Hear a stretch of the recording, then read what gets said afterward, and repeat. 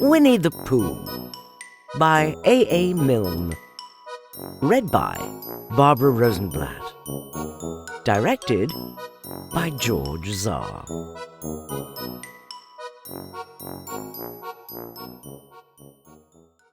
Chapter 1, in which we are introduced to Winnie the Pooh and some bees, and the stories begin. Here is Edward Bear, coming downstairs now, bump, bump, bump, on the back of his head, behind Christopher Robin.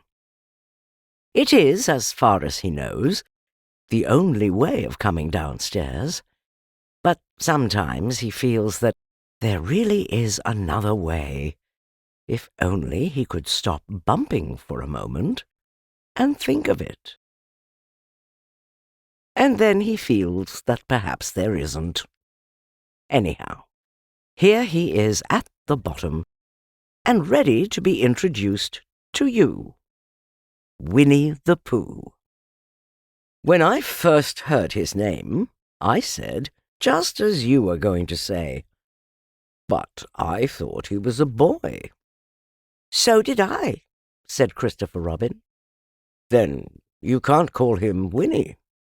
I don't. But you said, he's Winnie the Pooh.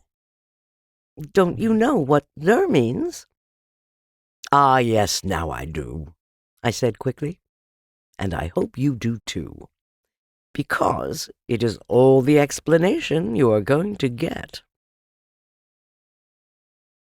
Sometimes Winnie the Pooh likes a game of some sort when he comes downstairs, and sometimes he likes to sit quietly in front of the fire and listen to a story. This evening— "What about a story?" said Christopher Robin. "What about a story?" I said. "Could you very sweetly tell Winnie the Pooh one?" "I suppose I could," I said. "What sort of stories does he like?" "About himself, because he's that sort of bear." "Oh, I see." "So could you, very sweetly?" "I'll try," I said. So I tried. Once upon a time, a very long time ago now, about last Friday, Winnie the Pooh lived in a forest all by himself, under the name of Sanders. "What does under the name mean?" asked Christopher Robin. "It means he had the name over the door in gold letters, and lived under it." "Winnie the Pooh wasn't quite sure," said Christopher Robin. "Now I am," said a growly voice.